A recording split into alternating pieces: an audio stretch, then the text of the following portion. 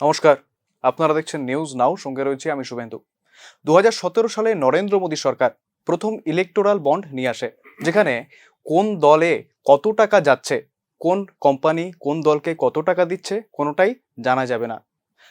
নরেন্দ্র মোদী সরকার বলেছিল যে স্বচ্ছতা আনার জন্য এই ইলেকটোরাল বন্ড নির্বাচনে তিনি বলেছিলেন, না খাউঙ্গা না খানে দুঙ্গা। 2024 সাল সুপ্রিম কোর্ট এই ইলেকটোরাল বন্ডকে সম্পূর্ণরূপে অসাংবিধানিক বলে ঘোষণা করলো।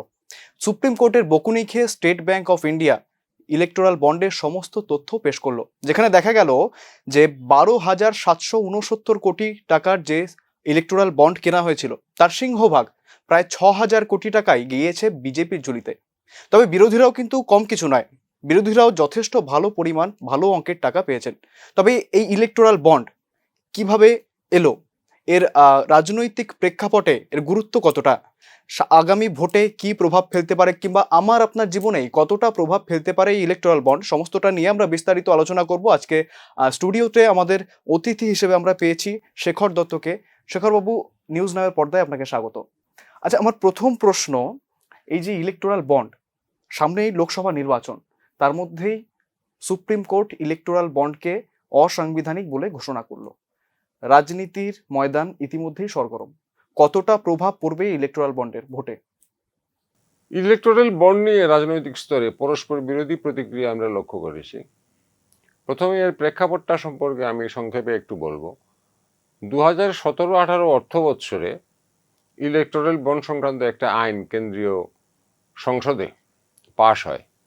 এটা বাজেটের সঙ্গেই আলাদা একটা মানি বিল হিসেবে এটাকে পেশ করেন তদানীন্তন অর্থমন্ত্রী অরুণ জেটলি।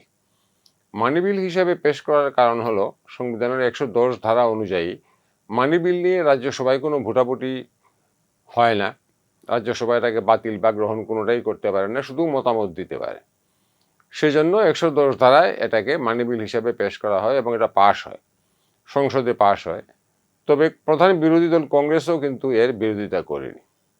এরপরে ইলেকটোরাল বন্ড চালু হয়েছিল, এর বিজ্ঞপ্তি জারি হয়েছিল 2018 জানুয়ারি মাসে।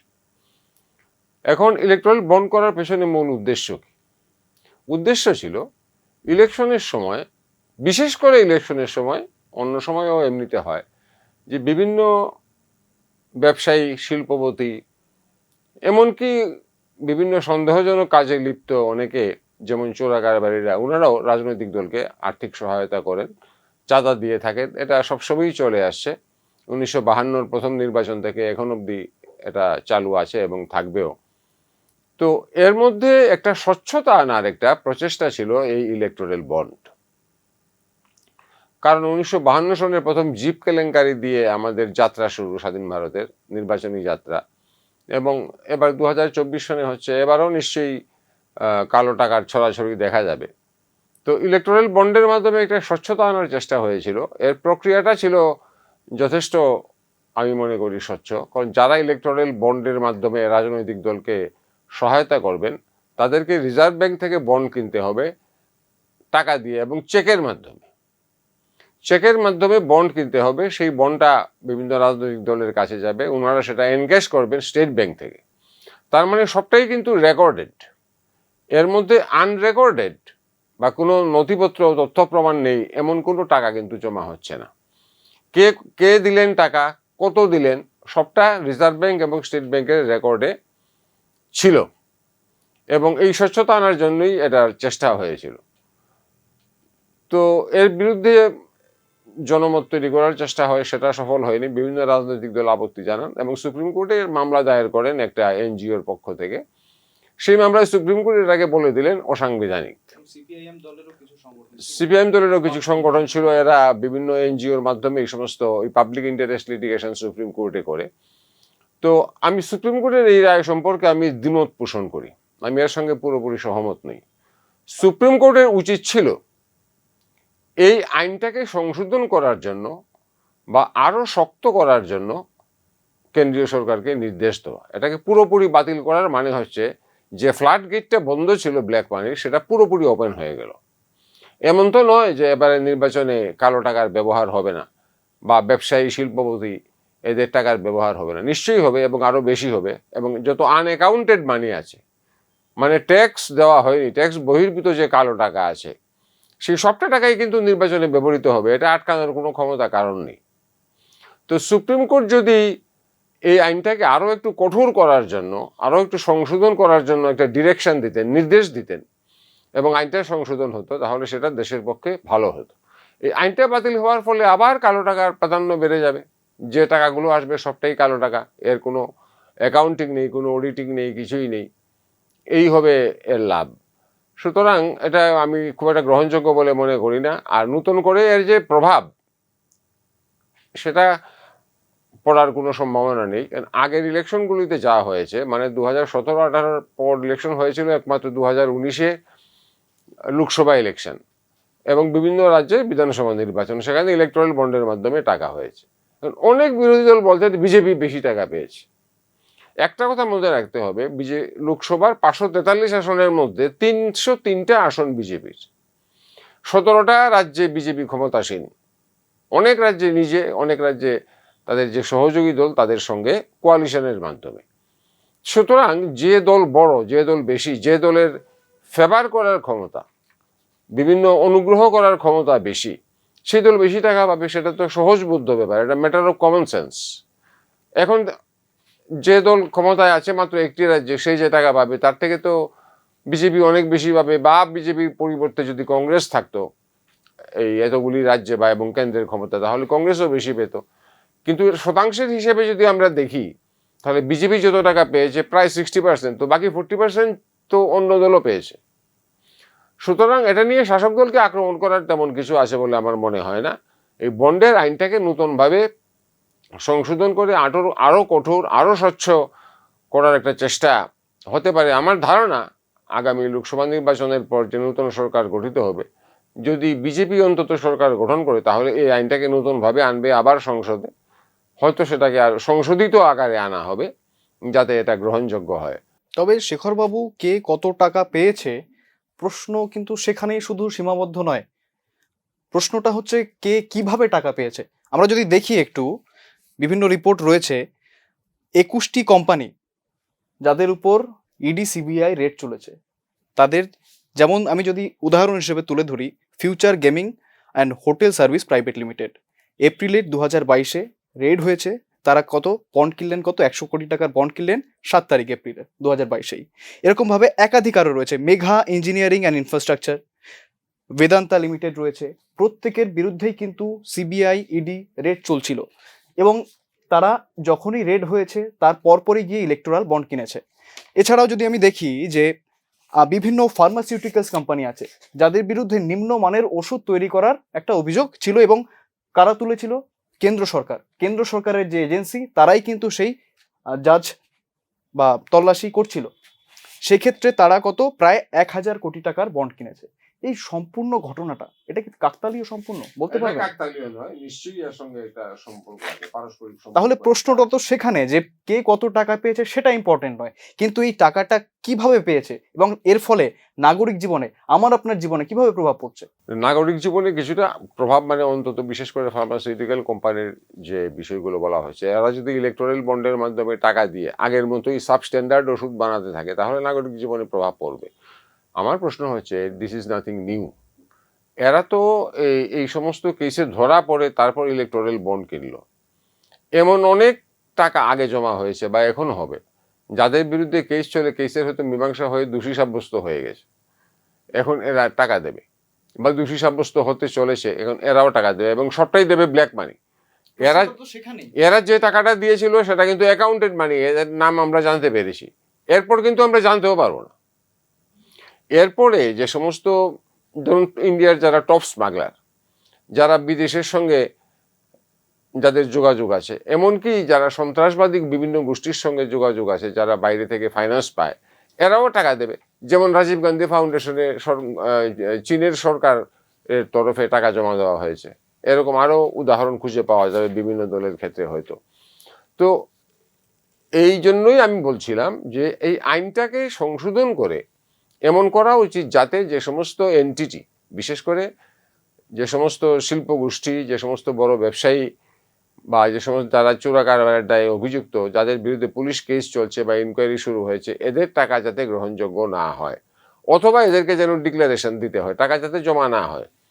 এই ধরনের কোনো একটা সংশোধনী আনা এই আইনের মধ্যে প্রয়োজন। আইনটাকে বাতিল না করে আইনটাকে সংশোধন করা প্রয়োজন, যাতে এই ধরনের কালো টাকা আটকানো যায়। তবে আপনার কি মনে হয় না যে এই ব্ল্যাক মানি ফ্লো এখন বর্তমানে নেই? কারণ শেল কোম্পানি, আমরা সবাই শেল কোম্পানি জানি, তো এবার এখানে এমন অনেক কোম্পানি আছে যাদের আয় ঠিক ততটা নয়, যে আয় তারা করছেন তার থেকে বেশি তারা কিন্তু পলিটিক্যাল ফান্ডে ডোনেট করছেন। শুনুন, শেল কোম্পানির মাধ্যমে টাকা বিদেশে পাঠানো, শেল কোম্পানির মাধ্যমে ইললিগেল প্রফিট এটাকে লুকিয়ে রাখা, এগুলো আগেও ছিল, এখনও আছে, ভবিষ্যতেও থাকবে। যে দলীয় সরকারে থাকুক বা যে সরকারই থাকুক ক্ষমতায়, তাদের উচিত হচ্ছে এটাকে মিনিমাইজ করা। এটা পুরোপুরি ইলিমিনেট করা প্রায় অসম্ভব।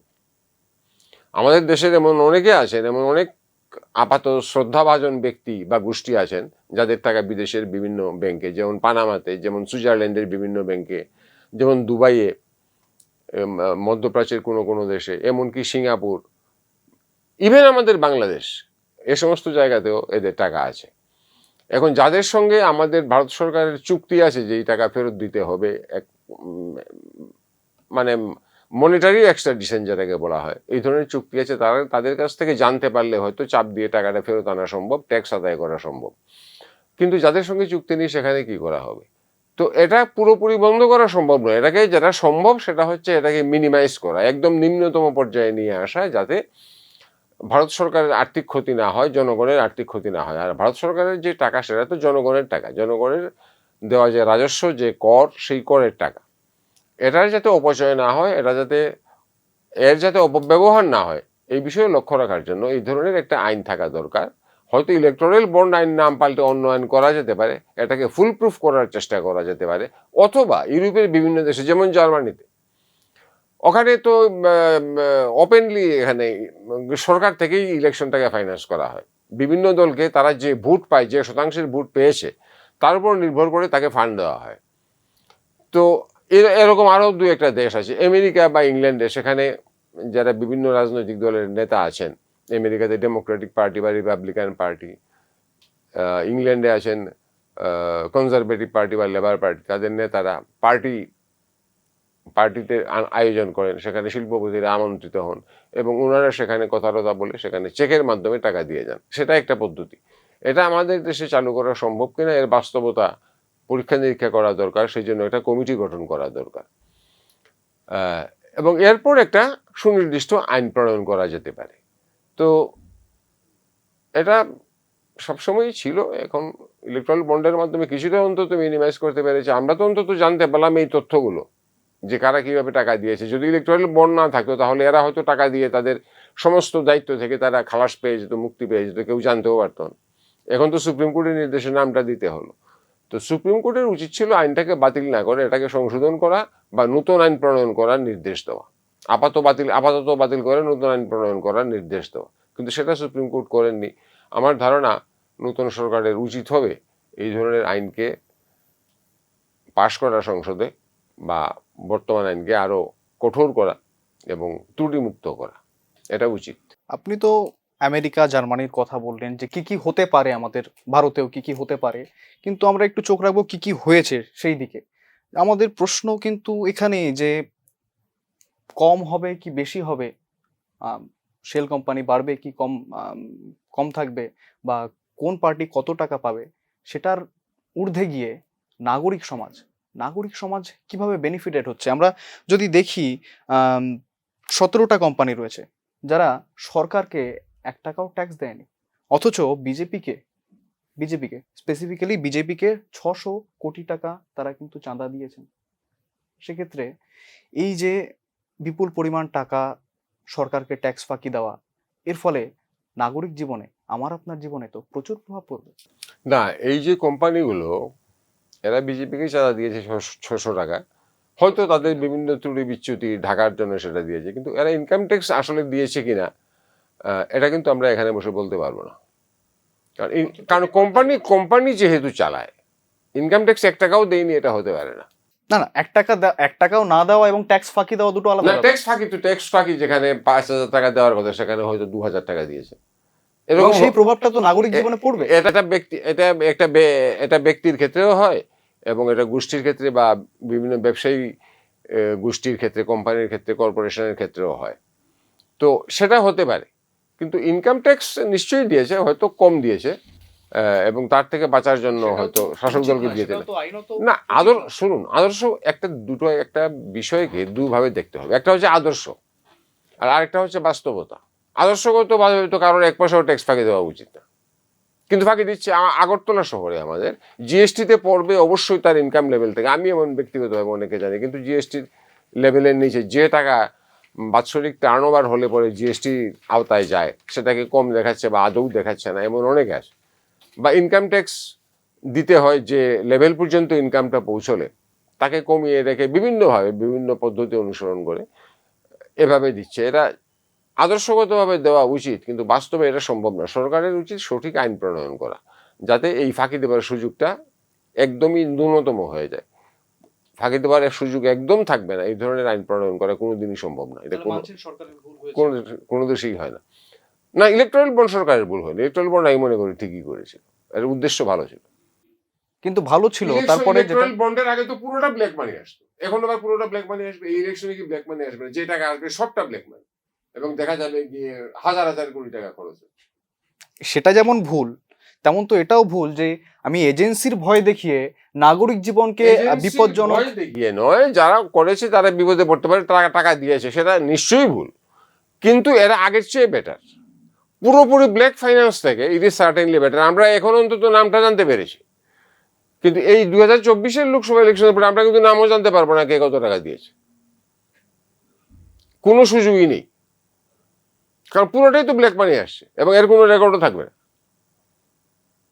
এই বন্ডের যে আইনটা, এই আইনটা থাকার ফলে অন্তত ব্যাংকের কাছে তার পার্সোনাল ডিটেলস, ইনক্লুডিং তার কেওয়াইসি, তার প্যান নাম্বার, তার অ্যাড্রেস, নাম ধাম সবকিছু দিয়ে তারপর বন্ডে কিনতে হতো, এবং তারপর সেটা পার্টি গিয়ে এনকেশমেন্ট করতো, মানে রেকর্ডটা সবটা আসে। এটা তো অন্তত আমরা জানতে পারলাম, এটা একটা অ্যাডভান্সমেন্ট, এটা একটা অগ্রগতি। কিন্তু এর আগে কি ছিল, কে কত টাকা দিয়েছে জানার কোনো সুযোগই ছিল না, এবং এবারের ইলেকশনে সেটা থাকবে না। আর যদি চলতে থাকে এভাবে, কোনো সময় কারোর নাম ঠিকানা কোনো কিছুই পাওয়া যাবে না, এই ব্ল্যাক মানির উপরই সবটা চলতে থাকবে। সুতরাং সেজন্যই আমি বলছি যে এই ধরনের একটা এই আইন অথবা এই ধরনের অন্য আরেকটা আইন থাকা উচিত। এর মধ্যে যে ত্রুটি বিচ্যুতিগুলো ধরা পড়েছে সেগুলো যাতে প্লাগিং করা যায়, এই ত্রুটি বিচ্যুতিগুলো যাতে না থাকে, বিভিন্ন বিশেষজ্ঞ আইনজীবীদের নিয়ে একটা কমিটি গঠন করে তাদের পরামর্শক্রমে, তাদের সুপারিশ অনুযায়ী নতুন একটা আইন প্রণয়ন করা উচিত। আপনার কি মনে হয় কি কি ত্রুটি রয়েছে? এই যে যারা বিভিন্ন অভিযোগে অভিযুক্ত, যাদের বিরুদ্ধে পুলিশ কেস আছে, যাদের বিরুদ্ধে সিবিআই ইনকোয়ারি চলছে, বা যাদের বিরুদ্ধে হয়তো আমি জানি না এনআইএর তদন্ত চলছে কিনা, বা চলছে এমন কেউ টাকা দিয়েছেন কিনা, এই ক্ষেত্রে রেস্ট্রিকশন ইম্পোজ করা উচিত। Those who have been charged with criminal offences, তাদের টাকা নেওয়া হবে না, বা তাদেরকে সেটা উল্লেখ করতে হবে।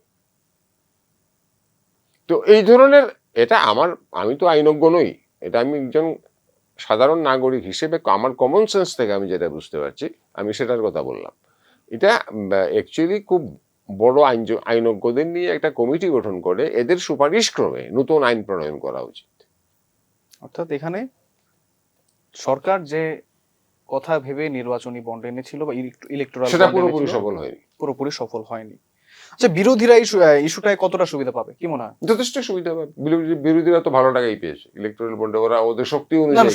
শুধু বন্ডে কত টাকা পেয়েছে সেই অঙ্কে নয়, মানে গোটা ইস্যুটা যে সুপ্রিম কোর্টের না, সাধারণ মানুষ এসব নিয়ে ভাবিত না। এই ইস্যুতে সাধারণ মানুষের জীবনে তো প্রভাব পড়ছে। সাধারণ মানুষ খুব ভালো জানে কে কত টাকা কোথায় কেলেঙ্কারি করেছে, কে কত টাকা নিয়েছে। এগুলো মানুষের নলেজের বাইরে না, মানুষের নলেজের ভিতরে। মানুষ শুধু একটা জিনিস চায়, আমি কি পেলাম। অবশ্যই আমি কি পেলাম, আমার পার্সোনাল বা ফ্যামিলিয়াল বা আমার সোসাইটাল বেনিফিট কি হলো, এক্স্যাক্টলি মানুষ সেটাই চায়। হ্যাঁ, আমি এটা নিয়ে নির্বাচনে মানুষ হয় যারা বুদ্ধিজীবী, তারা কেউ কেউ ভাবে না এটা ঠিক হয়নি, কিন্তু তাদের ভোটিং প্যাটার্নটা এর দ্বারা ডিসাইডেড হয় না। ভোটিং প্যাটার্নটা ভোট দেওয়ার সময় এটা চিন্তা করে যে ইলেকটোরাল বন্ডে এই ত্রুটি ছিল, সুতরাং আমি এইভাবে ভোটটা দেব না, বা এইভাবে ভোটটা দেব। এটা মিনিমাল, এটা আমার ধারণা এর কোনো আদৌ কোনো প্রভাব পড়বে না। বরং অন্য ইস্যুগুলোর প্রভাব পড়তে পারে। আপনি বলছেন যে নাগরিক জীবনে কোনো প্রভাব পড়বে না, অথচ যে ফার্মাসিউটিক্যাল কোম্পানিগুলো রয়েছে যারা নিম্নমানের ওষুধ তৈরি করার জন্য যাদের উপর এজেন্সি হানা দিল, তারপরেও তারা ইলেকটোরাল বন্ড দিয়ে বহাল তবিয়তে ওষুধ বানাচ্ছে। বিভিন্ন নির্মাণ সংস্থা আছে, তারা তাদের এগেনস্টেও কেস ছিল, যারা নিম্নমানের নির্মাণ সামগ্রী দিয়ে যে পরিকাঠামোগত উন্নয়ন হচ্ছে দেশের সেইগুলি বানাচ্ছেন। এইগুলো তো আমরা আমাদের জন্যই, সাধারণ মানুষের জন্য, সাধারণ নাগরিকের জন্য। এইগুলো যখন আমরা অ্যাভেইল করতে পারছি না ঠিকভাবে, বা এইগুলোর মাঝে যদি আমাদের সমস্যা হয়, সেক্ষেত্রে কি আপনি বলছেন কোনো প্রভাব পড়বে না? নিম্নমানের ওষুধ যারা তৈরি করছে সেই ওষুধ খেয়ে হয়তো 100 জন লোক মরে গেল, এই দায়টা তো সবার। না মৃত্যু হলো, সেই ক্ষেত্রে একটা প্রভাব মানুষের জীবনে বা মানুষের মনের মধ্যে এবং অবশ্যই পড়ে। এটা কখন হয়েছে আমি আপনাকে একটু বলছি। কিন্তু এই ধরনের ঘটনা ঘটলে অ্যারেস্ট হওয়া ছাড়া বা ব্যবস্থা নেওয়া ছাড়া সরকারের সামনে কোনো বিকল্প নেই, না রাজ্য সরকারের না কেন্দ্রীয় সরকারের, ব্যবস্থা নিতেই হবে। কিন্তু এমনিতে বিষয়টা যেভাবে সামনে এসছে, আমার বক্তব্য হচ্ছে বিষয়টা যেভাবে সামনে এসছে, এতে নির্বাচনে এর প্রভাবটা হবে মিনিমাল, মানে খুবই কম, ন্যূনতম। এসব নিয়ে চিন্তা ভাবনা, ইলেকটোরাল বন্ডের মতো ইস্যু নিয়ে চিন্তা করে মানুষ ভোট দেবে না। আর অন্য অনেক গুরুত্বপূর্ণ ইস্যু, অনেক গুরুত্বপূর্ণ বিষয় আছে, যেমন মানুষ যে সমস্ত সুযোগ সুবিধা পেয়েছে সেটা আরো কি পেতে পারে, বিভিন্ন পার্টি কি প্রতিশ্রুতি দিচ্ছে এবং তার ডাইরেক্ট এক্সপিরিয়েন্সটা কি, যে আমি এটা আদৌ পাচ্ছি কিনা, এই পার্টিটা তার কমিটমেন্টটা, তার যে দায়বদ্ধতা বা যে প্রতিশ্রুতি সেটা রক্ষা করবে কিনা, এই সম্পর্কে আমার বিশ্বাস কতটা আছে, এই সমস্ত ইস্যুগুলো বেশি গুরুত্বপূর্ণ ভূমিকা পালন করবে। এর একদমই গুরুত্বপূর্ণ ভূমিকা থাকবে না এটা আমি বলছি না, কিন্তু এটা কম, মিনিমাম। বিরোধীরা ইস্যুটাকে সেই তৃণমূল স্তরে নিয়ে যেতে পেরেছেন? নিয়ে লাভ কি? বিরোধীরা নিজেরা সমানভাবে দায়ী, ওরা কি টাকা কম পেয়েছে? ওরা তো সমানভাবে সেই টাকা দিক পায়। থেকে যদি বলেন যে তৃণমূল তাহলে কত টাকা পেয়েছে? তৃণমূল অবশ্যই পেয়েছে। তৃণমূলের যদি আমি হিসেব দেখাই, দ্বিতীয় স্থানেই কিন্তু তৃণমূল রয়েছে। তো তৃণমূল আসে একটা স্টেটে মাত্র পাওয়ার, একটাই স্টেটে রয়েছে। এবং লোকসভায় তাদের সিট কত হবে? 18, 18 2 20, 22টা সিট। 22টা সিট। তো সেই তৃণমূল যদি এত টাকা পেতে পারে, তো তৃণমূল কোন মুখে ইলেকট্রাল বন্ডের বিরুদ্ধে কথা বলবে? অবশ্যই ভুল করেছে রাজনৈতিক দল, না, ভুল রাজনৈতিক করেছে দলগুলি এবং ভুল করছে। সুতরাং বিরোধীদের এটা নিয়ে খুব একটা কিছু বলার সুযোগ নেই, কারণ ইলেকট্রাল বন্ডের বেনিফিশিয়ারি সবাই, কম আর বেশি। মানে যে দলের শক্তি বেশি সেই দল বেশি পেয়েছে, যে দলের শক্তি কম ওরা কম পেয়েছে। এবং এই যে লটারির company Future Gaming and Hotel Service Future Gaming নিয়ে তো তদন্ত চলছে ছত্তিশগড়ে। এই যে এর বেশিরভাগ টাকাই কিন্তু বিজেপি এবং তৃণমূলের কাছেই গেছে। হ্যাঁ, সেক্ষেত্রে তৃণমূলের একের পর এক হেভিওয়েট নেতা গ্রেফতার হয়েছেন। তৃণমূলের লটারির একটা লিংক ছিল তাদের। এটা ইলেকটোরাল বন্ডের জন্য হবে না, তৃণমূলের মূল ক্ষতিটা হবে ওদের মন্ত্রীরা যে জেলে আছেন, ওদের নেতারা যে জেলে আছেন, এবং তাদের সবার সঙ্গে এই ফিউচার গেমিং এন্ড হোটেলের লিংক পাওয়া গেছে। মানুষ যে চাকরি পাচ্ছে না বা চাকরি চলে যাচ্ছে হাইকোর্টের রায়ে, এবং ওয়েস্ট বেঙ্গলে যে প্রকৃতপক্ষে একটা নৈরাজ্য চলছে, যে সমস্ত ঘটনা, সন্দেশকারী তো একটা দৃষ্টান্ত মাত্র, কেন্দ্রীয় বিভিন্ন এজেন্সিকে যে যেভাবে আক্রমণ করা হচ্ছে সম্পূর্ণ অসাংবিধানিক। কেন্দ্রীয় সরকার ইচ্ছে করলে এদের বিরুদ্ধে মানে কঠোর ব্যবস্থা নিতে পারে, এবং সংবিধানে এর সংস্থান দেওয়া আছে। এগুলোর জন্য তৃণমূল বিপদে পড়বে।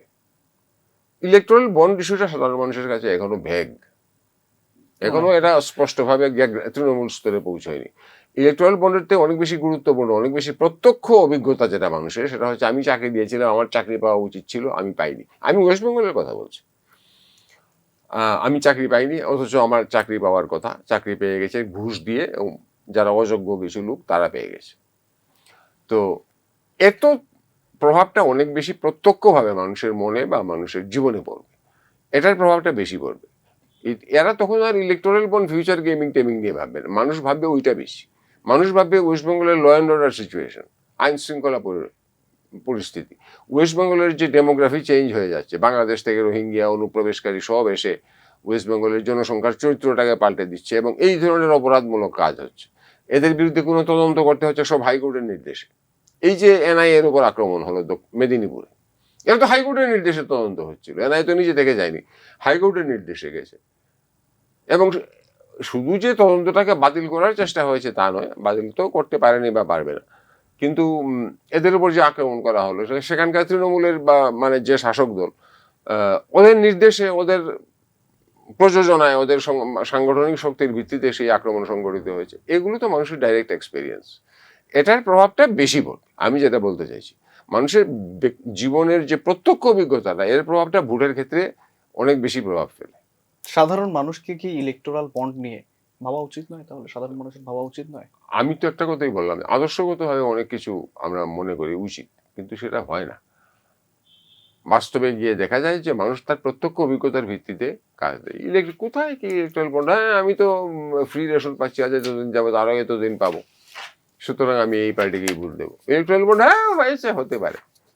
এগুলো নিয়ে মানে আমরা তথাকথিত বুদ্ধিজীবী বলে যারা আমরা নিজেদের দাবি করি, আমরা যতটা ভাবি, এটা নিয়ে সাধারণ মানুষ মোটেও ভাবিত না। হ্যাঁ, ভাবিত হবে। এই যে জালি ওষুধ তৈরি করে যাদের বিরুদ্ধে, যে সমস্ত কোম্পানির বিরুদ্ধে অভিযোগ আছে, পরিকাঠামোগত বিভিন্ন এদের ওষুধ খেয়ে যদি দেখা যায় যে 50 জন বা 100 জন লোক মরে গেছে, এটা একটা ব্যাপক ইস্যু হয়ে যাবে। এবং তখনই যদি কোনো সমর্থক, আমি নাম বলবো না, কোনো একটি পার্টির রাজনৈতিক দলের সমর্থক দেখা যাচ্ছে খুব মন দিয়ে সমর্থন করছেন রাজনৈতিক দলটিকে, অথচ জানতে পারছেন যে তাদের ফলেই, তাদের আশকারাতেই এই আজকের পরিণতি, তখন কি পরিস্থিতি? দেখুন, আমি তো প্রথমেই বললাম ওই যে আদর্শের ব্যাপারটা, তখন কি অনেক লেট হয়ে যাবে না মানুষের ভাবার জন্য? রাজনৈতিক দলের যারা কমিটেড সাপোর্টার, একদম পার্টির সদস্য বা সদস্যা এবং প্রতিশ্রুতিবদ্ধ, অঙ্গীকারবদ্ধ যে আমি এই পার্টিতে আছি বা থাকবো, তাদের কাছে এগুলো শুনে একটু খারাপ লাগতে পারে। এটা হতে পারে পার্টির ভেতরে একটা আলোচনা হতে পারে, কিন্তু সেই জন্য তাদের আনুগত্য পরিবর্তন হবে না। যারা ফ্লোটিং ভোটার, যারা আগে থেকেই ঠিক করে রাখেন না আমি কাকে ভোট দেব, ইস্যু বেসড ভোট দেব, তাদের কাছে এগুলো কিছু হয়তো চিন্তা ভাবনা করতে পারেন। কিন্তু যারা কমিটেড ভোটার, এদের কাছে এগুলো কোনো ইস্যুই না। আমাদের ত্রিপুরাতে প্রচুর রাজনৈতিক হত্যাকাণ্ড হয়েছে, কিন্তু এতে কি কখনো মানে যে দল এই সমস্ত হত্যাকাণ্ডের জন্য দায়ী, তাদের ক্ষমতায় আসাকেও আটকানো গেছে? যায়নি। আমাদের এখানে এমএলএ খুন হয়েছে 2 জন। এক শাসক দলের মন্ত্রী বৈরী গোষ্ঠীর গুলিতে নিহত হয়েছেন। 1998 এর 31শে মার্চ বিমল সিনহা মারা গেলেন। তো এমএলএ মারা গেছেন। ভোলা শাহ মারা গেলেন 2001 এর 20শে ফেব্রুয়ারি। পরিমল শাহ খুন হলেন প্রকাশ্য দিবালোকে 7th এপ্রিল 1983, 1983 7 এপ্রিল। তো এগুলো তো বললাম। প্রাক্তন এমএলএ যেমন আনন্দ রুয়াজা 1999 সনে সম্ভবত তিনি বৈরী গোষ্ঠীর গুলিতে নিহত হয়েছে। রাজনৈতিক হত্যাকাণ্ড ত্রিপুরাতে প্রচুর হয়েছে, কিন্তু এই নির্বাচনে এর যে প্রতিফলনটা, মানুষের যে বিক্ষুব্ধ মনোভাবটা, এটার প্রতিফলন কিন্তু সব ক্ষেত্রে ঘটেনি। ওই কমিটেড ভোট যারা দেবেন তারা ঠিকই দিয়ে গেছেন। এখন নীতি আদর্শের প্রশ্নে আমরা ভাবতে পারি যে না, এটা তো ভেবে চিন্তে দেওয়া উচিত, কিন্তু আমাদের থার্ড ওয়ার্ল্ড ডেমোক্রেসিগুলোর এটাই একটা বৈশিষ্ট্য।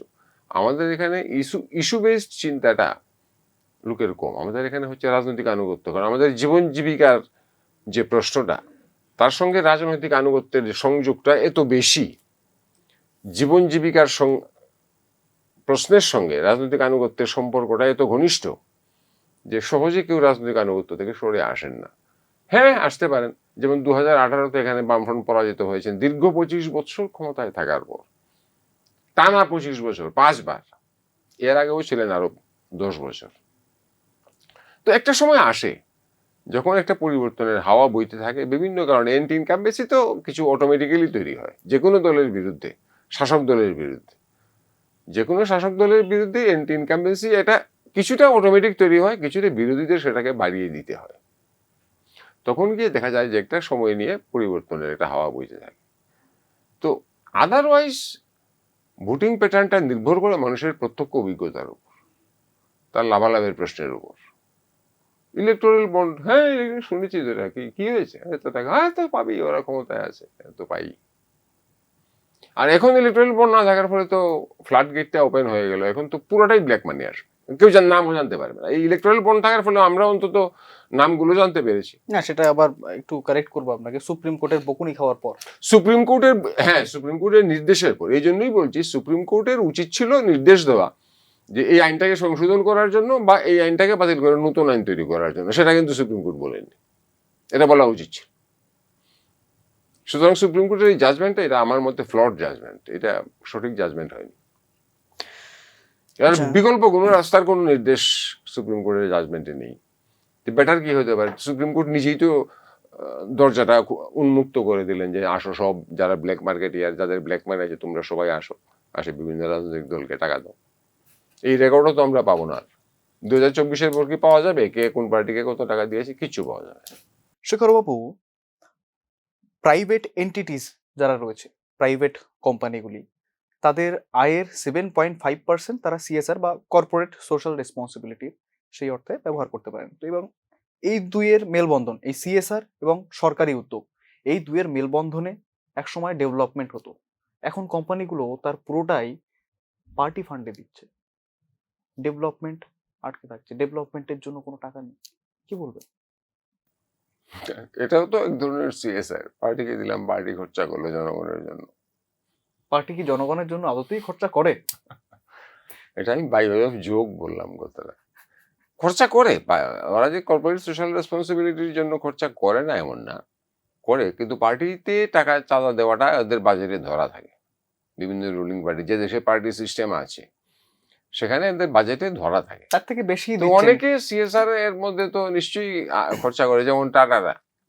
ওদের যে সমস্ত ধরনের ট্যাক্স দেওয়ার পর যে নেট প্রফিট হয়, সেই নেট প্রফিটের 65% ওরা ফিলান্থ্রপি বা এই ধরনের কর্পোরেট সোশ্যাল রেসপন্সিবিলিটির জন্য খরচা করে। এবং তারা কিন্তু, তাদের নাম কিন্তু এই ইলেকটোরাল বন্ডে জড়ায়নি। না, ওরা জড়ায় না, ওরা এভাবে টাকা দেয় না, ওরা অন্যভাবে দেয়। ওরাও দেয়, অন্যভাবে দেয়, খুব in a very transparent manner টাকাটা দেয়। তো কর্পোরেট সোশ্যাল রেসপন্সিবিলিটি যেটা সিএসআর, যেটা সেই ক্ষেত্রে খরচা একদম করে না এমন না, করে। তবে সেটা যতটা হওয়া উচিত ততটা হয়তো হয় না, বা অন্য কোনো ভাবে গুজামিল দিয়ে পার্সেন্টেজটা মিলিয়ে দেয়, সেটা হয়। তার মধ্যে যেমনটা আপনাকে বলছিলাম যে বেশিরভাগ কোম্পানি যারা লস মেকিং কোম্পানি, 33টি লস মেকিং কোম্পানি, তাদের পলিটিক্যাল ফান্ডে সিএসআর এর জন্য টাকা না থাকলেও পলিটিক্যাল ফান্ডে টাকা দেওয়ার জন্য টাকা থাকে। এই সবসময় চলে আসছে এটা, এবং এটা চলতেও থাকবে। আর এখন এই ধরনের আইনটা বাতিল হওয়ার ফলে আরো সুবিধা হয়ে গেল। এখন তো একদম ওপেন গেট, যে যখন খুশি যেভাবে খুশি দিবে, টাকা দেবে, হয় ইলেকশনের সময় দেবে বা অন্য সময় দেবে।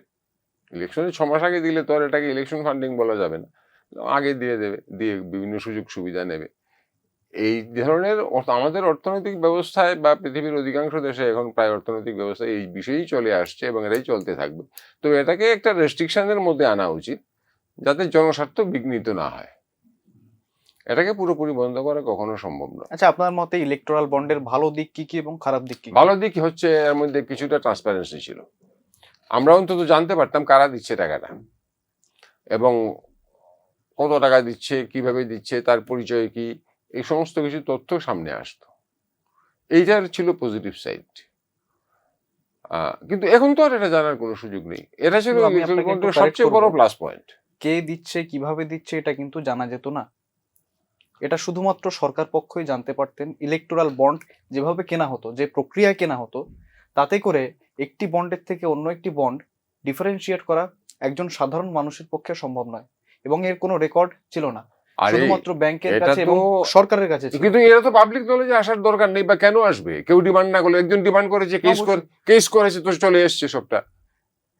আরটিআই যে রাইট টু ইনফরমেশন অ্যাক্ট রয়েছে, যেমন পিএম কেয়ারস ফান্ড, যেটিকে আরটিআই অ্যাক্ট থেকে বাইরে আনা হলো, মানুষ জানতে পারবে না পিএম কেয়ারস ফান্ডে, সেখানে কিন্তু মানুষের টাকাই, কিন্তু মানুষ জানতে পারবে না যে সেই টাকা কোথায় যাচ্ছে, কি ব্যবহার হচ্ছে। ঠিক সেরকম ভাবেই পিএম কেয়ারস ফান্ডটা যেভাবে হয়েছে, এর আগে অবস্থা আরো খারাপ ছিল। এখন তো একটা কমিটি আছে এই সমস্ত বিষয়ে, সেটা করেছে। এর আগে পর্যন্ত শুধু প্রাইম মিনিস্টারের ডিসক্রিপশনে হতো নেহেরুর সময় থেকে, এটাকে বরং এখন করা হয়েছে পিএম কেয়ারস ফান্ড, এবং এটা সম্ভবত অডিট হয়। তো পিএম কেয়ারস ফান্ডটা এখানে আনা হবে না। এই ইলেকট্রাল বন্ডটা থাকার ফলে তো আমরা তো জানতে পারলাম, অন্তত কেস করে তো জানা গেল। এই সুযোগটা কি থাকবে সামনে এই 2024-এর ইলেকশনে? থাকবে না। ওই বিভিন্ন পলিটিক্যাল পার্টিগুলো হুইমজিক্যালি বা আরবিট্রারিলি তারা নির্বাচন কমিশনের কাছে যে হিসাবটা দেবে সেই হিসাবটাই অবলম্বন, কিন্তু এর মধ্যে তো আর সত্যিকারের কারেক্ট পিকচারটা তো রিফ্লেক্টেড হবে না। কারেক্ট পিকচারটা এখানে রিফ্লেক্টেড হবে না, ওরা একটা হিসাব দিয়ে দেবে, প্রত্যেক পার্টিকেই দিতে হয়, এটা নিয়ম। আচ্ছা, খারাপ দিক কি কি ইলেকটোরাল বন্ডে? খারাপ দিক মানে এই তো ডুবিয়াস এলিমেন্টস, এরা সব টাকা দিচ্ছে এবং হয়তো কোনো সুযোগ সুবিধা পাচ্ছে। হয়তো বলতে কি কি সুযোগ সুবিধা পেলো সেটা ক্রমশ মানে জানা যাবে, বা কিছু হয়তো বোঝা যাচ্ছে। এখানে যদি আমি এই মেঘা ইঞ্জিনিয়ারিং অ্যান্ড ইনফ্রাস্ট্রাকচার লিমিটেডের কথা বলি, তারা প্রায় 12,000 কোটি টাকার ইলেকটোরাল বন্ড কিনেছিলেন এবং সরকার পক্ষ থেকে 1.15 লক্ষ কোটি টাকার প্রজেক্ট পেয়েছেন, সরকারি প্রজেক্ট, এবং তাদের এগেনস্টে কিন্তু একাধিক কেস ছিল। নাথিং টিম, এগুলো আগেও হয়েছে, এখনো হচ্ছে, ভবিষ্যতেও হবে। যারা সরকারকে মানে রুলিং পার্টিকে টাকা দিচ্ছে তারা তো কিছু এক্সট্রা ফেভার পাবেই। আমাদের এখানে যে সমস্ত কন্ট্রাক্টররা রাজ্য সরকারের ঘনিষ্ঠ, তারা হয়তো অনেক ক্ষেত্রে ইলিগেলি, অবশ্যই আগেও ছিল, অনেক এখনো ক্ষেত্রে আউট থাকবে। অফ টার্ন ফেভার, এরকম ভাবে এরা একটা সুযোগ সুবিধা পেয়ে যাচ্ছে বা ভবিষ্যতেও যাবে। তো এটা নিয়ে তো অবাক হওয়ার কিছু নেই, এটা চলেছিল, চলবে, এখন ভবিষ্যতেও চলতে থাকবে। চলেছিল, চলতে থাকবে, যেমনটা আপনার মত, কিন্তু নীতিগত দিক থেকে, আদর্শগত দিক থেকে আমি শেখর দত্ত কি প্রথমেই বলছেন? বললাম যে নীতিগত বা আদর্শগত বিষয়টা এখানে সম্পূর্ণ অবান্তর। রাজনীতির মধ্যে নীতি আদর্শের কোনো ব্যাপার সেবার নেই। তার মানে বামপন্থীরা বলেন সমাজতান্ত্রিক রাষ্ট্র গঠন তাদের উদ্দেশ্য, সশস্ত্র বিপ্লবের মাধ্যমে, কিন্তু ওনারা করছেন সংসদীয় রাজনীতি। তবে একটা বিষয়, তাদের বিরুদ্ধে দুর্নীতি বা ভ্রষ্টাচারের অভিযোগটা তুলনামূলক মানে পাওয়া যায় না। ইদানিং পিনারাই বিজয়নের উপর কি অভিযোগ এসছে, কিন্তু সিপিএম পলিট ব্যুরো কিন্তু ওনার সমর্থনে কোনো বিবৃতি এখনো দেয়নি। এবং এই অভিযোগটা শুধু অভিযোগই, এর তথ্য প্রমাণ টমান কিছু এখনো পাওয়া যায়নি। এছাড়া অন্য যে সমস্ত দল আছে সবাই বিভিন্নভাবে এই চাঁদা ফাদা নিয়ে, বিভিন্নভাবে বন্ডই হোক আর যেভাবেই হোক, ব্ল্যাক মানিই হোক, টাকা নিয়েই ইলেকশন করে, টাকা নিয়েই রাজনীতি করে, এবং সুযোগ সুবিধা যার কাছ থেকে বেশি পায় তাকে কিছু সুযোগ সুবিধা বেশি দেয়। এই সিস্টেম চলছে এবং এটাই চলতে থাকে। এটাকে আইন করে পুরোপুরি বন্ধ করা সম্ভব না, কিছুটা কমানো সম্ভব। আপনার কি মনে হয় কেলেঙ্কারি হয়েছে কোথায়? ইলেকটোরাল বন্ড নিয়ে কিছু কেলেঙ্কারি হয়তো নিশ্চয়ই হয়েছে। এর কি খেসারত দিতে হবে বর্তমান কিছু সরকারকে? হবে না, ইলেকট্রাল বন্ড নিয়ে যা হয়েছে এতে কিছু হবে না। আমি তো বললামই, এই যে ওষুধের কোম্পানি, আজ যদি দেখা যেত যে ওষুধের কোম্পানি এতগুলো টাকা দিয়েছে যাদের বিরুদ্ধে অভিযোগ আছে, এদের ওষুধ খেয়ে আমাদের দেশে প্রচুর লোক মারা টারা গেছে, এই ধরনের জালি ওষুধ খেয়ে লোকের মৃত্যু হতো, তাহলে এটা বড় ইস্যু হয়ে যেত। সেটা তো এখন অব্দি হয়নি, সেটা হলে কিন্তু বড় ইস্যু হবে, কারণ মানুষ ডাইরেক্টলি এফেক্টেড। তারপর কোথায় কে কি কাজ করছে, কে কোন পার্টিকে কত টাকা দিচ্ছে, এটা নিয়ে মানুষ অত বেশি ভাবে টাবে না। মানুষ ভাবে তার প্রত্যক্ষ স্বার্থটা রক্ষিত হলো কিনা। আমি গ্রামে আছি, আমার গ্রামে জলের ব্যবস্থাটা সঠিক আছে কিনা, আমার রাস্তাটা ঠিক আছে কিনা, এটা নিয়ে আমি ভাবি। তো আমার ফসল নষ্ট হয়ে যাচ্ছে, সেচের সুযোগ নেই, ইরিগেশন ফেসিলিটিস নেই, সেটা হচ্ছে কিনা, এগুলো পেলে মানুষ ওই ব্যাপারগুলো নিয়ে মাথাটা একটু কম ঘামায়। এটা আমার দীর্ঘদিনের অভিজ্ঞতা, আমি বলছি। কোথায় কে মারছে, হ্যাঁ মারতে পারে, এত পাওয়ারফুল, সে পলিটিক্স করে, সে তো মারবেই। এটা এখন গা সওয়া হয়ে গেছে, এটা নিয়ে মানুষ অত ভাবিত নয়, তবে ভাবতে হবে ভোট দেওয়ার আগে প্রত্যেকের ব্যাপারে যাচাই করতে হবে। আপনি কতটা বেনিফিটেড হচ্ছেন, আপনি কতটা বিপজ্জনক পরিস্থিতির মধ্যে আসতে পারেন, সব দিক ভাবতে হবে, ভেবে তারপর ভোট দিতে হবে। সবাই ভোট দেবেন এবং সবাই ভেবে চিনতে ভোট দেবেন। এতক্ষণ নিউজ নামের পর্দায় আপনাদের সঙ্গে ছিলাম আমি শুভেন্দু, এবং আমাদের সঙ্গে ছিলেন অতিথি হিসেবে শেখর দত্ত। নমস্কার।